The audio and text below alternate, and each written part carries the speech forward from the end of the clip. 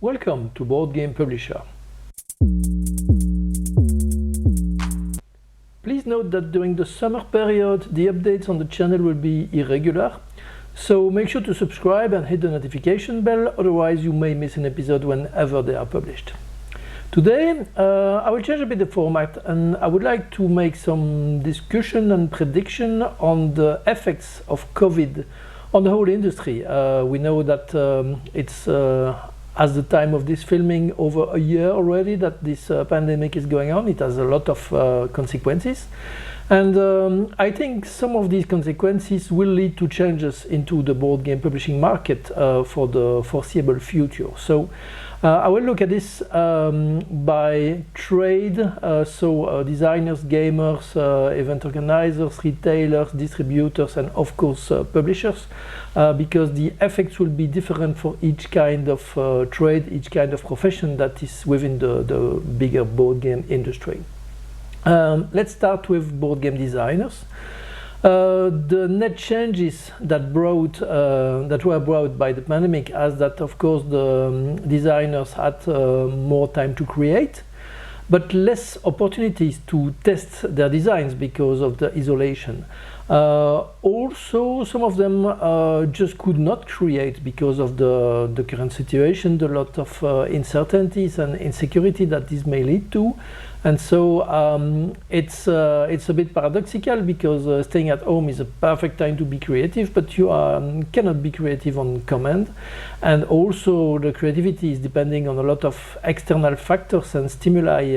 So if you are not seeing a lot of people, if you are not playing a lot of other games, your creativity is not fed the right way, and it's not always easy to create. So some creators will thrive in this period, and other creators will just stop to a halt and wait that time changes before they can create again. The other net and obvious effect, of course, is the difficulty in testing. If you cannot gather a large group of people, or even your usual group of people, if you are not testing with just your family, it's not possible to test. Some testing online is possible. It's okay for some designers to work like that. It's not suitable for all the designers.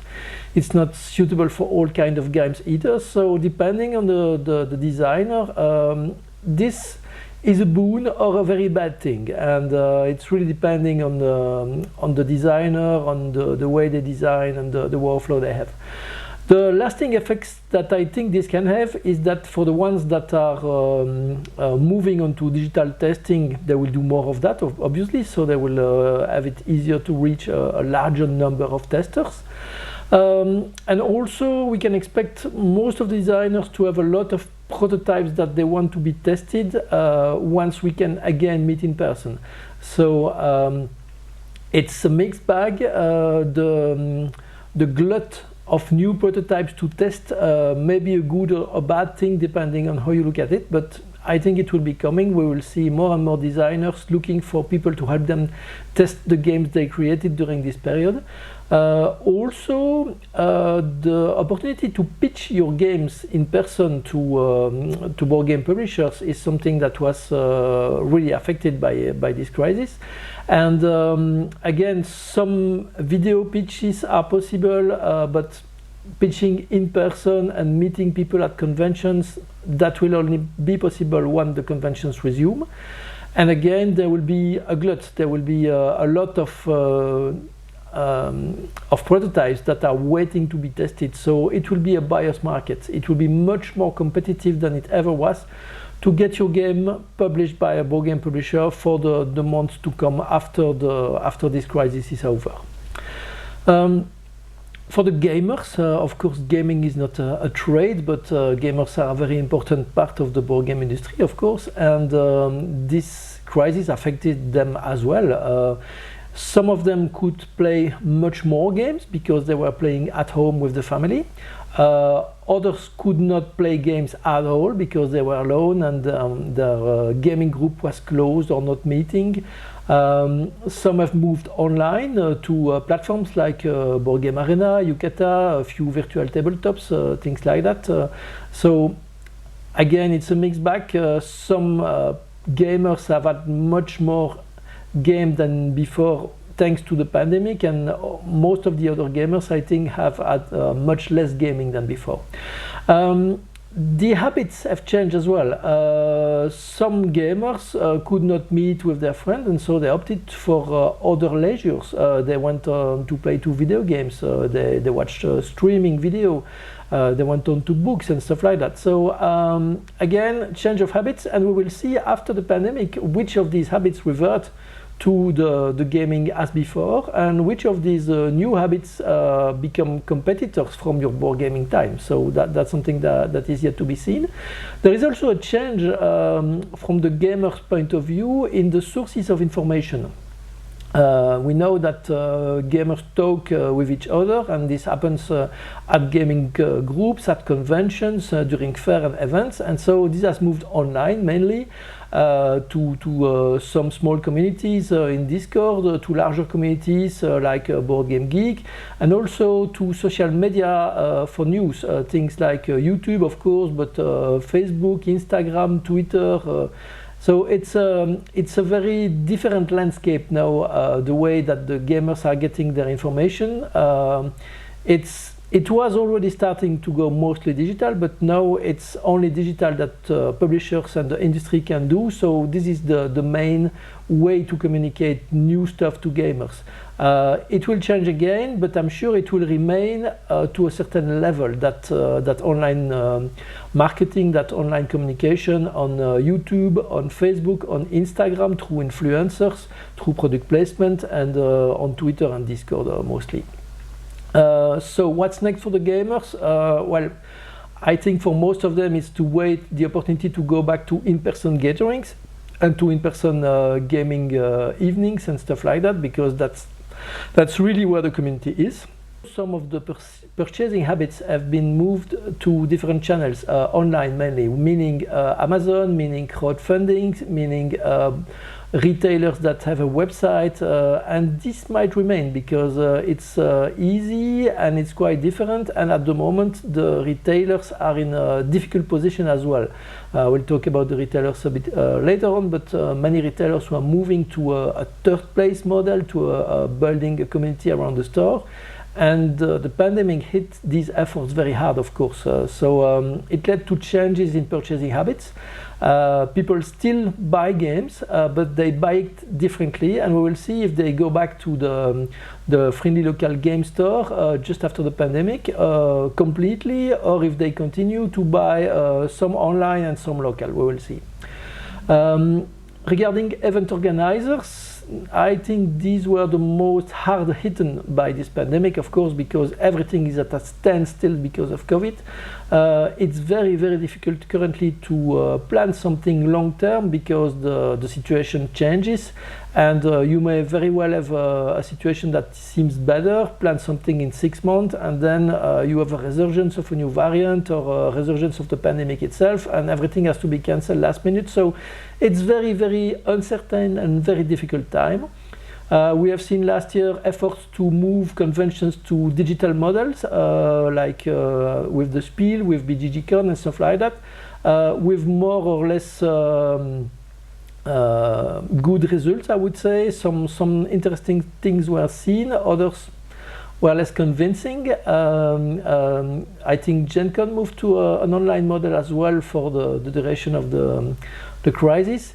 I'm not sure this virtual convention will continue after the crisis, or if they continue, it will be a very different model, something like an online catalog, much more than a lot of animations online, because these are very difficult to put in place, especially for small publishers. So there is a divide, of course, between the big guys that have the money and can afford to have a channel running on Twitch uninterrupted for 2 or 3 days, while still doing other marketing and other tasks. And the smaller indie publishers, they have to make very hard choices because they cannot do everything, even though the production and the participation in online events is not overly expensive.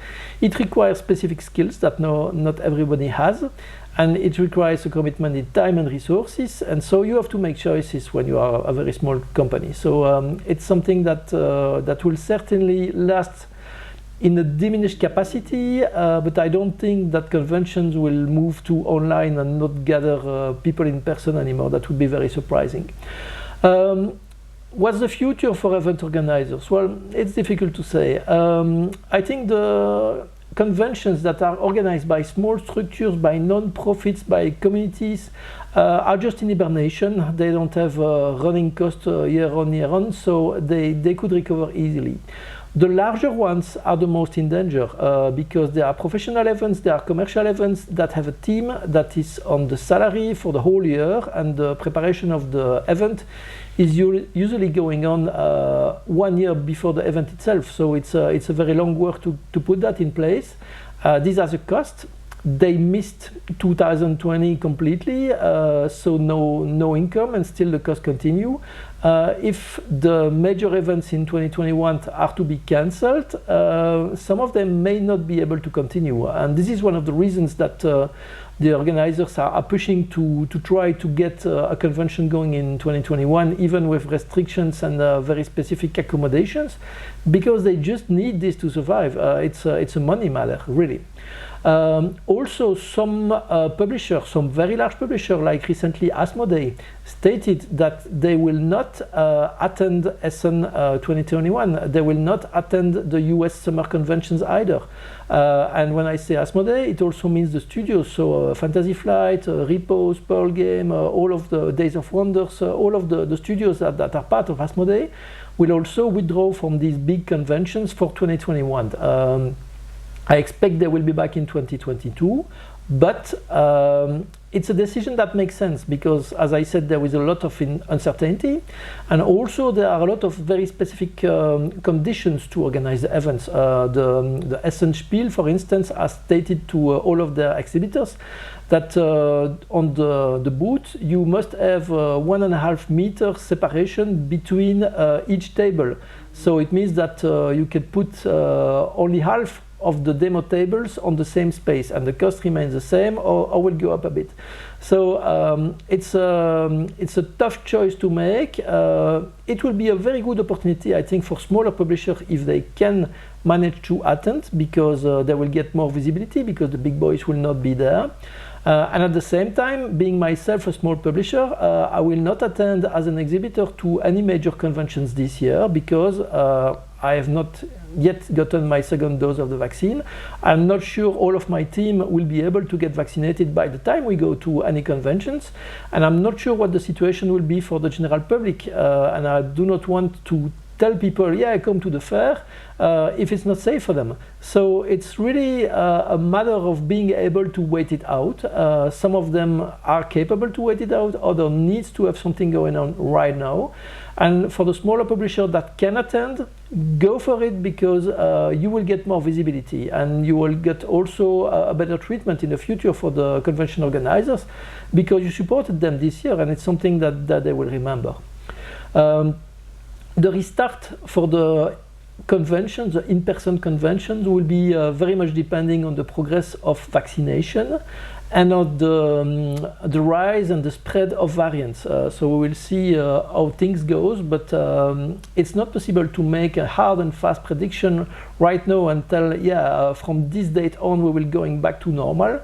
If someone tells you that, they're just pulling stuff out of the you see what I mean? And no, it's not that way. So you need a precise source of information, and no one can have a precise source of information on the future. So it's very much crystal ball gazing at the moment. Everyone wants to go back to in-person convention. It would be a great thing, but it might have to wait a bit before it's possible again. Also, some publishers have decided to reallocate their marketing efforts for the whole year and for the coming year as well, knowing that conventions are a dicey proposition at the moment. And so instead of committing time and money and resources to a convention, they divert that to other means of marketing. So online communication, building new channel, reaching out to influencers and stuff like that. And this is very much in competition with the event organizer for the marketing dollars of the publisher, of course. So the next ones are the retailers. 2020 was chaotic for the retailers. I heard that some of them had difficulties to get the product. So the distributors are of course very happy to fulfill the orders of the retailers. The thing is that there are some allocation issues. The distributors can be in short supply of titles that are in demand, and so they must do some allocation and send the retailers less product than they initially ordered, so that they can spread the product and everyone can have a bit of it. It's a highly controversial practice, but however, that's the way the market runs. That's the way the distributor must operate, because they cannot just tell some retailers, we will shut you down in order to provide this product to other retailers. So allocation is the best way to handle it at the moment, but it's very much an issue. And also it's difficult for retailers at the moment to have information about the new title. So the distributor of course do outreach and do marketing to the retailers and tell them about the new product. But retailers usually get market information and information about new product from a variety of sources. They talk with alpha gamers in the shop. They talk with other shopkeepers. They talk with the general community during events. And all of that in-person discussion and in-person information gathering is at a stop at the moment. So it affected retailers as well. Also, the last few years, a lot of retailers were moving to what is called a third place model, in which around the shop you want to build a community, you want to organize events, so that people come to the shop as a destination to meet their friends and to play games and not just to buy the product. And you see gaming cafes offering catering as well. That's a very good model. But that's a model that was completely shut down during the pandemic, and it will take time to recover. So that was really difficult for retailers as well, especially the one that moved to that third place theory or to that gaming cafe model. So what's next for retailer? Well, first, there is a huge wave of product coming in. Many publishers have delayed the release of new product because of the current situation. There were also some logistic issues that delayed the actual delivery of the product to the distributors and to the retailers. And so there is a pile of new stuff that is building up and that will be released all together at some point by the end of this year. So the end of this year will be a year with a lot, maybe more than ever, new games coming. And that's a very good thing, and at the same time that's a very difficult thing to handle by retailers, because they have a finite amount of money that they can allocate to buy new stuff. When it's sold, the money comes back, they can buy more, but still they have to make choices, and there will be very hard choices.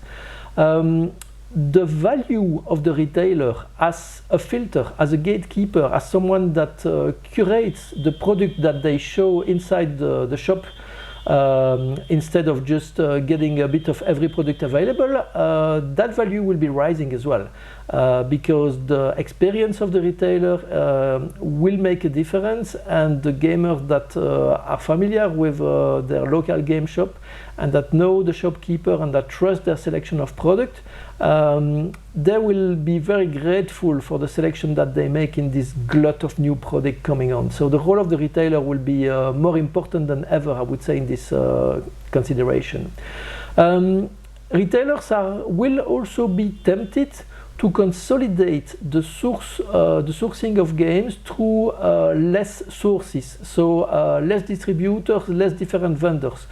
Just pick up the most important one, and if it means that you have to drop some product, it will happen. So it will be difficult for board game publishers, but that's the nature of the game, of course, and that's the leeway the retailer has when they run their shop. They choose the inventory they want to carry, and that will be something that will be very important.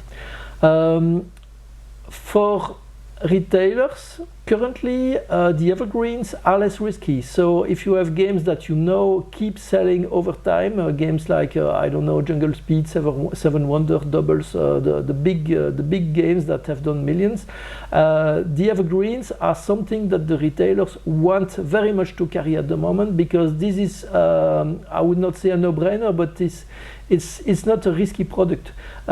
If you are buying a new game from a publisher that no one ever heard of, and you're buying it from a crowdfunding, you are taking on a risk, and this moment the retailers are more risk averse than they were before.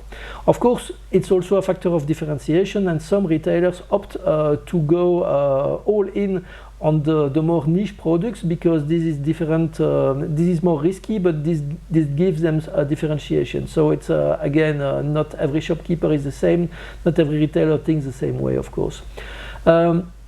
The stores that are depending very much on collectible card games and events are at risk at the moment, and this risk is not over yet. I think it will continue to be a risky proposition until at least the end of the year.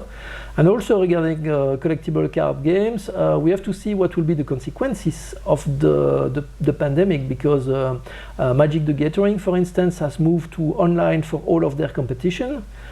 We expect they will go back to retail and to events after the crisis is over, but yet they have this digital Magic thing going on, and they will want to keep it going on after a while, and it will compete with in-store sales. I heard that things like Pokemon are selling like crazy at the moment because allocation and because it's difficult to get your hands on the product. So according to the product, your mileage may vary, of course. Also, in the future, product allocation will continue to happen, and so we can expect retailers to order more than they actually need. This may become a risk at some point. There is a well-known example in the industry with Wizards of the Coast. For a long while, it was very difficult for retailers to get their hand on the product they ordered, and so they started to order 2, 5, or maybe 10 times the amount they actually needed. And then when Fallen Empires was released, it was printed in very large quantity by Wizards of the Coast, so that they were sure that they could meet the demand of orders and not have to allocate. And it led to a situation in which retailers ended up with much more product than they expected because they got what they ordered, and they were not allocated as they expected to be. So this was handled. Of course, the price of that series is still very low because of the quantity of cards that were produced, and some of the product was even returned to Wizards of the Coast and even destroyed, if my sources are right. So there are ways around this, but it's not a good business model, of course, and you want to be careful with that. You will need to order more than you actually need as a retailer to prevent allocation, but you need to be very much in touch with your distributor and make sure that you are up to date of the progress that things are making, because if suddenly the logistics pipes are cleared and the products start flowing again, the spice must flow, so when it's flowing again, then it might be a problem if you over-ordered. So be careful with that and keep talking with your distributor. As a retailer, that's the best advice I can give you. Another very important aspect of this pandemic that will hit the retailers and the gamers is that we can see price hikes in the near future. You can expect price to rise from 10 to 30% industry-wide everywhere. This is because of the manufacturing price rising, this is because of the goods prices rising, so wood, cardboard, paper is more expensive, and also because of the logistic prices. And so it will be reflected on the SRP, on the public prices of product eventually, because it's a cost that cannot be just borne by the publisher, by the distributor, and by the retailer. We will have to raise the prices. That's something that will happen end of 2021 and start 2022. You will get more expensive games. That's something that you cannot avoid. So what's the next step? Yeah, distributors. For distributors, the supply chain and logistics aspect was strongly affected by the pandemic, and the distributor is very much so a logistic provider. The distributor is providing commercial services, marketing, and logistic warehousing and moving games from the publisher warehouse to the retailer. So that's very much the core business they have. It was an incredible mess throughout 2020 because of the pandemic. It will remain in 2021, I guess, and it will take a while before we can go back to normal. There is also allocation of product to the retailer, so I just talked about it in the retailer section. this is something that will continue because the product is not coming quick enough to the distributor, so the spice does not flow. What is coming next for the distributors? I expect the logistic issues to remain until 2022. I expect the allocation issues to remain also until 2022. It's becoming a buyer's market for the distributors as well, so they will start cherry picking the game they carry and not carry the whole catalog of publishers anymore. They will shut down some publishers because their game do not sell enough, and as a consequence, more distributors will appear to cater for that, because as distributors are dropping some of the publishers and some of the product, the publisher will want that product to reach the market anyway, and so new players will rise. Paradoxically, at the same moment, we can expect to see consolidation in distributors, especially in the US. So we can expect to see publishers buying each other's and becoming bigger over time. And we could very much see a situation in which a publisher is dropping, a distributor is dropping a publisher. The publisher goes to a new smaller distributor, and then that smaller distributor is bought up by the same first distributor, and so the product goes back to the distributor. We will see some things like that coming up in 2021 and 2022, I'm sure of that. And also, of course, the prices will rise, so I just talked about it, 10 to 30% on the whole line. We can expect that to happen. And we can also expect the distributor to expand their palette of services, so more sales directly online. Some distributors may start to manage Amazon sales for the publishers they represent, so that you have a single point of contact to sell several products on Amazon, because selling on Amazon is something that is quite complicated.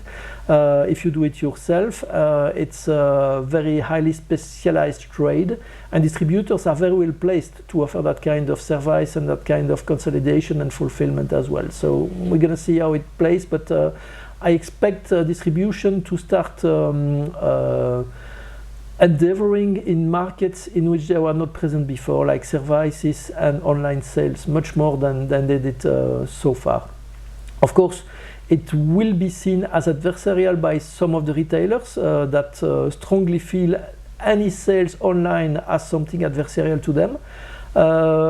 But at the same time, that's the way the market goes. The time of the single pipe that went from the publisher to the distributor to the retailer is not a single pipe anymore. It's a network of capillaries.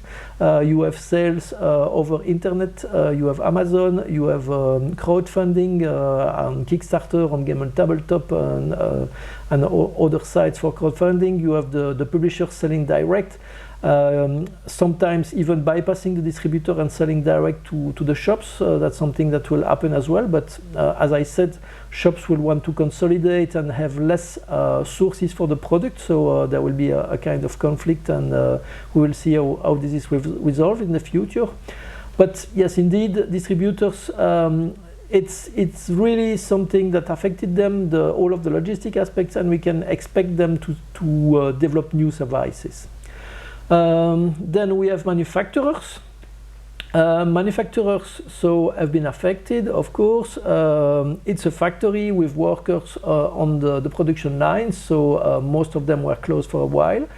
And the restrictions and the sanitary conditions are varying over time, and depending on when you produce, it's affecting differently. So delays, lots of delays. Also difficult to get the goods, to get paper, to get wood, to get plastic, to get all of the components they need, and the prices of the logistics are rising as well, and so of course the prices for the product, the finished product, is rising as well. We also see more and more publishers coming to the market. I thought about that in other videos, the tsunami of board games. So it's a thing, more publisher, more new games, more products, and so the capacity of production is met at the moment.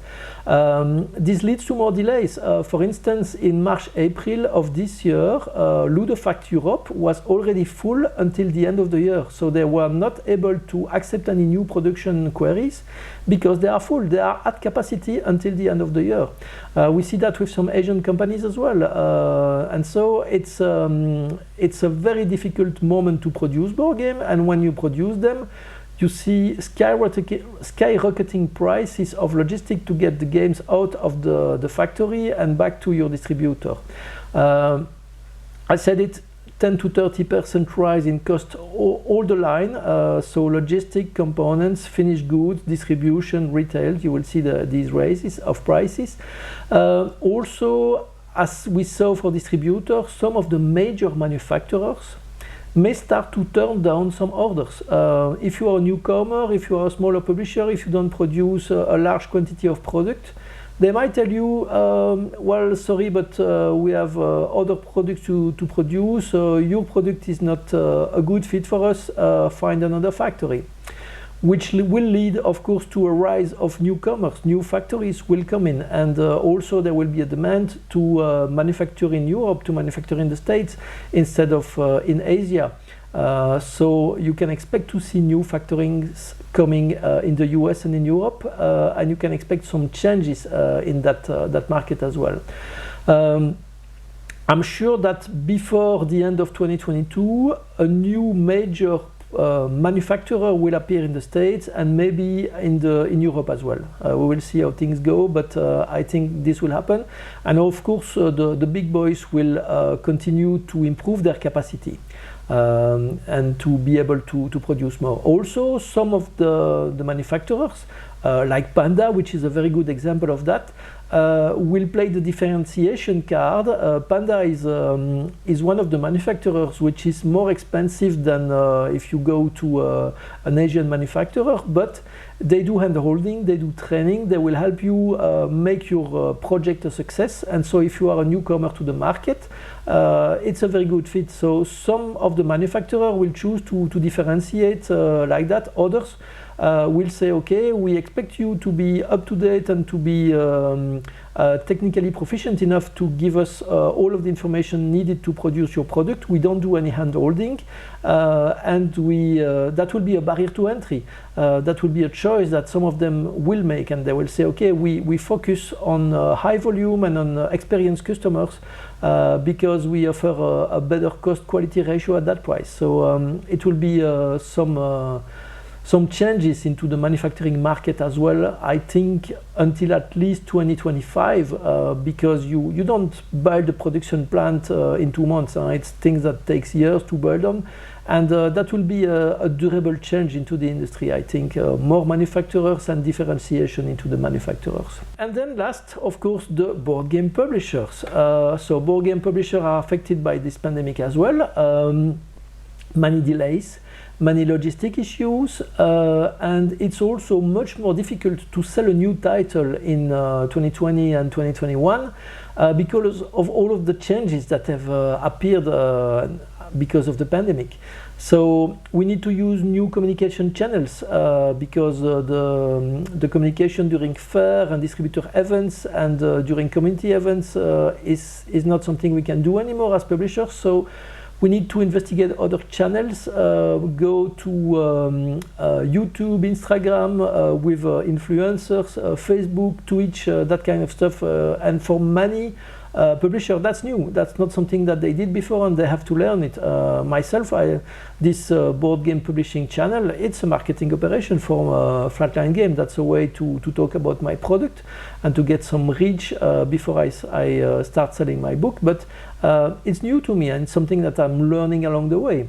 Many board game publishers are in the same situation. Of course, again, the big boys, they have a marketing department, they have a few social media experts, they have their own video studio for streaming and stuff like that. But keep in mind that board game publisher, for most of the profession, this is just 1 to 5 people in an office, and in many cases that's not even the main job. They have a real job, and they do this on the side. So it's not only the Asmodees and the Hachette that are present in this industry. So it's a very wide industry with a very wide gamut of realities from publisher to publisher. So that's a lot of change. Also, as I said earlier, there is a rise in the number of games, there is a rise in the number of publishers, so the market is becoming more competitive. It's a buyer's market.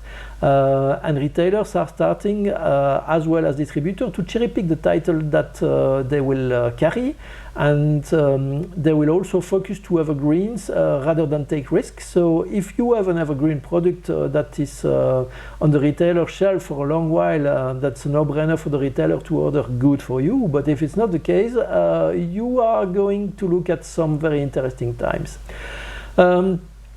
There were no events, so no contact with gamers, no contact with authors, no contact with distributors and retailers. Of course, you have some online contact, but it's not the same and it's not as efficient, and so information is not flowing as it should.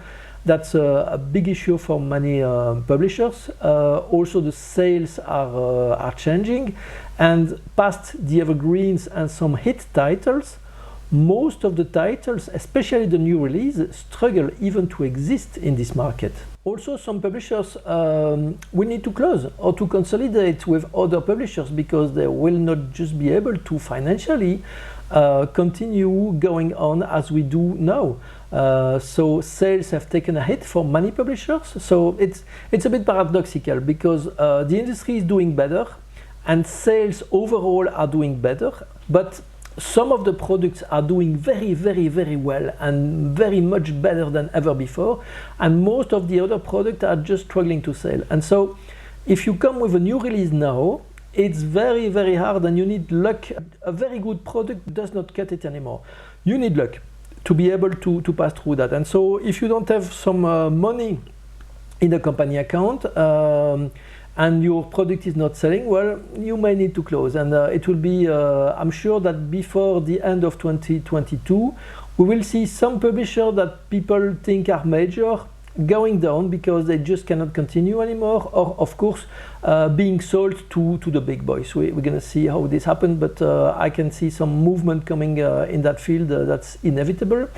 Also, as I said, price hike, so expect from 10 to 30% rise or through the board on all product in the coming year. So 2021 and 2022 you will see more expensive games. That's unavoidable because of the rise in prices of logistics, of components and of manufacture.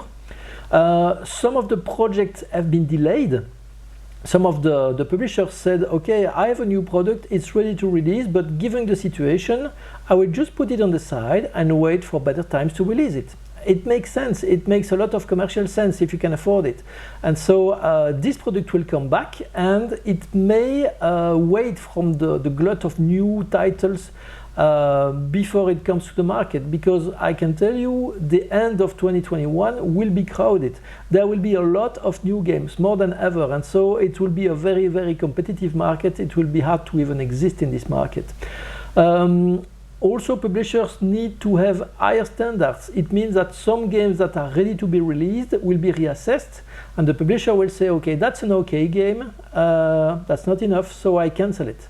So some games that were about to be published, in which maybe all of the art is ready, everything is ready to go to the factory, some of these games will not be published because they are not good enough, especially in the current competitive conditions of the market.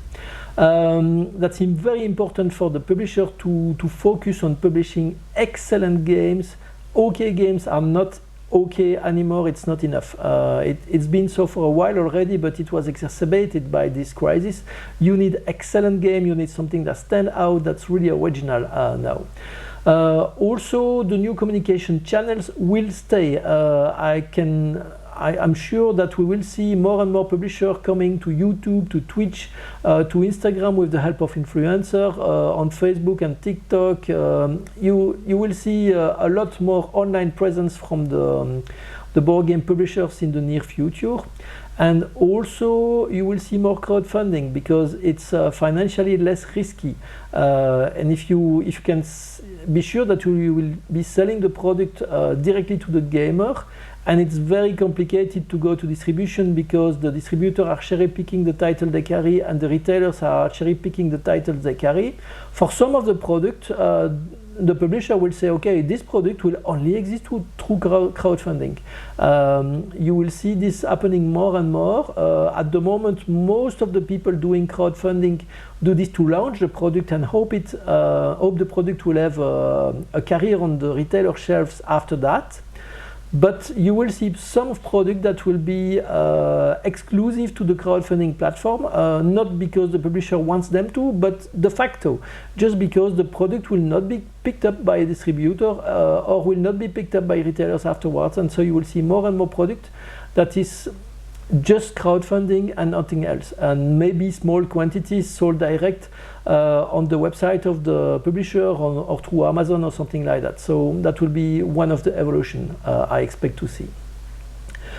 So that's the way I see the market evolving for the near future, so end 2021 and maybe all of 2022. I may of course be wrong on all of this. If you think some of these predictions are off the mark, let me know, type something into the comments. I'm really curious to have your feedback on this.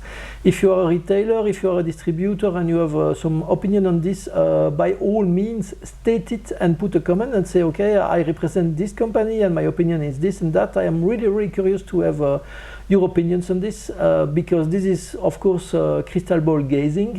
No one knows the future for sure. These are just my predictions from experience and from the good old wet finger estimation. So we'll see if I am right or if I'm painfully wrong, and if I am wrong everyone will know it because this is online, so we're gonna see it. As usual, if you found this useful, hit the like button. If you did not find it useful, hit the dislike button, it's okay. And make sure to subscribe and hit the notification bell, because in the summer, as I said into the beginning of this video, the updates will be irregular at best. I'm taking some leisurely time, as one should in the summer. See you!